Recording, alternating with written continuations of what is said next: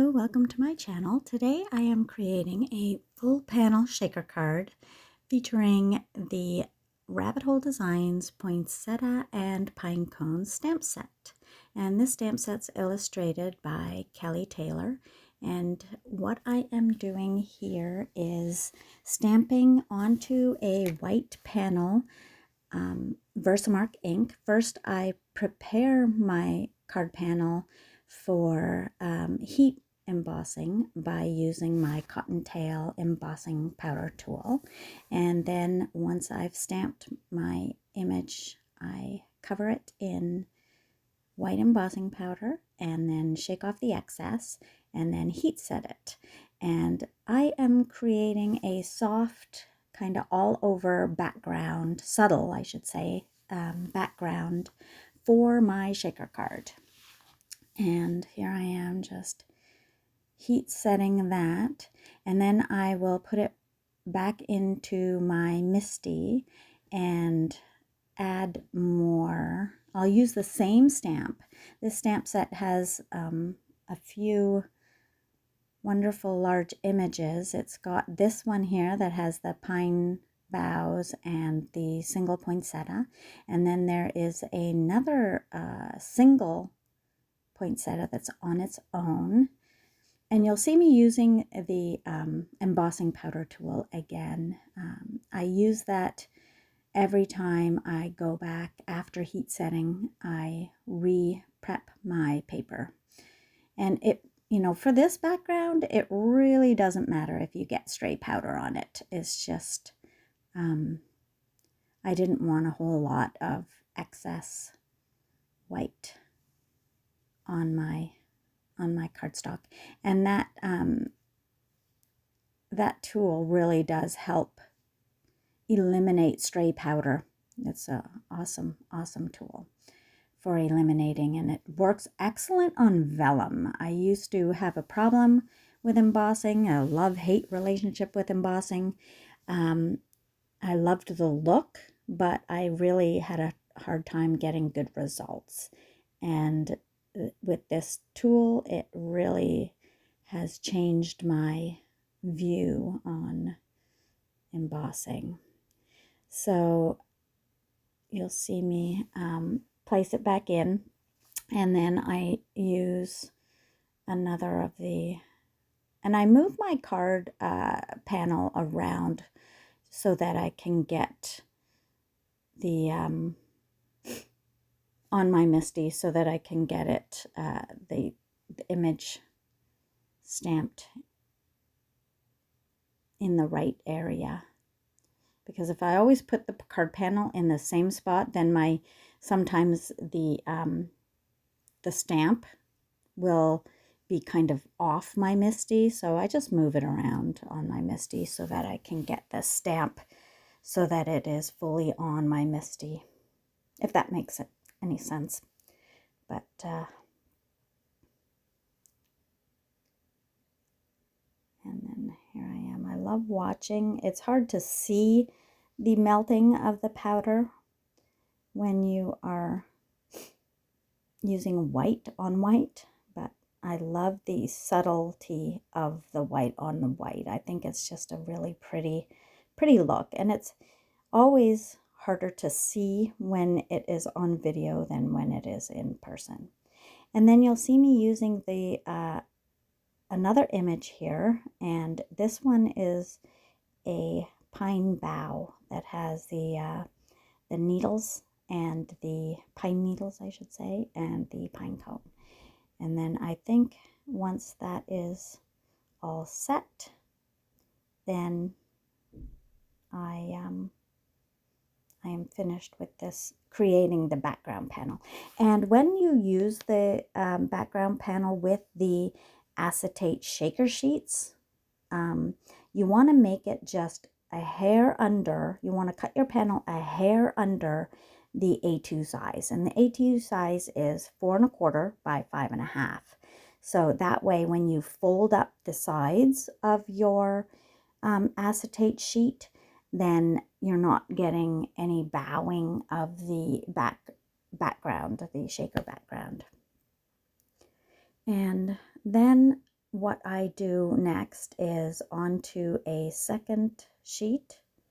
Oh, yeah, here I am going on to another. And this cardstock that I'm using is like a Nina Solar White. I think it's 80-pound cardstock. And then I am just using the leaf, and this leaf can also be used if you want to make a bigger poinsettia. You can mask the poinsettia and use the leaves to make petals for the poinsettia.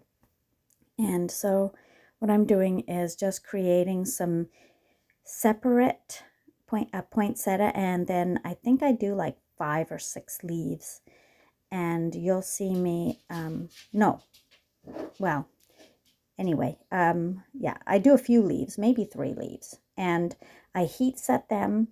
I do the same process, but then off camera, I'm going to color them using my Prismacolor Premier pencils. And those really is usually what I color with. I will color with Copic sometimes, but my color medium of choice is Prismacolor Premier. And because I just find that I have more control when I use those kinds of pencils, or pencils in general. And I like my Prismacolor Premiers.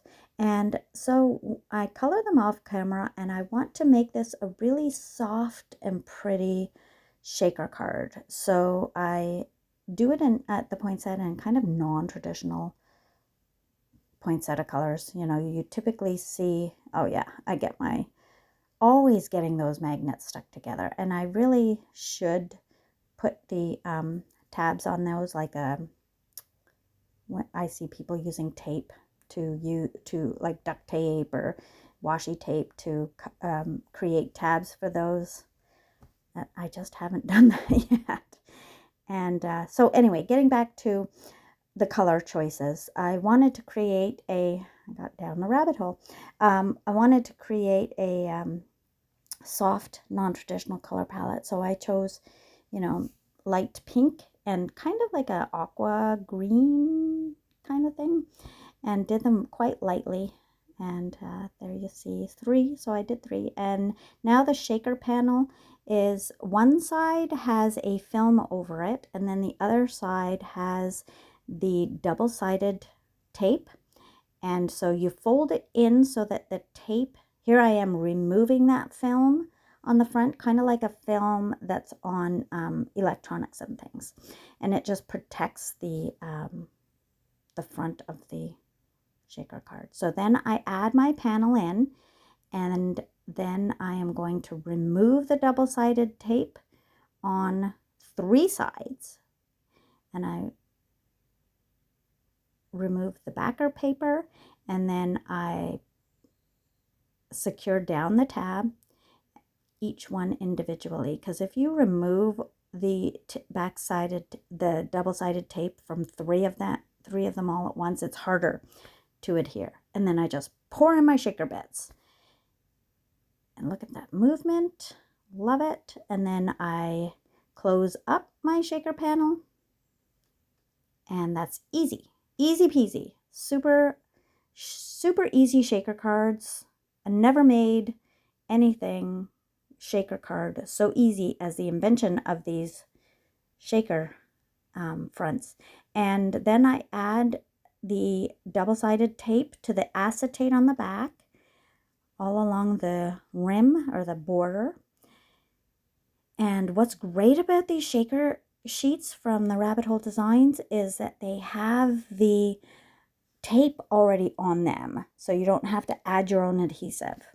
And I use the double-sided tape on the back of the shaker panel, because as opposed to liquid, because the liquid glue takes forever to dry, if at all.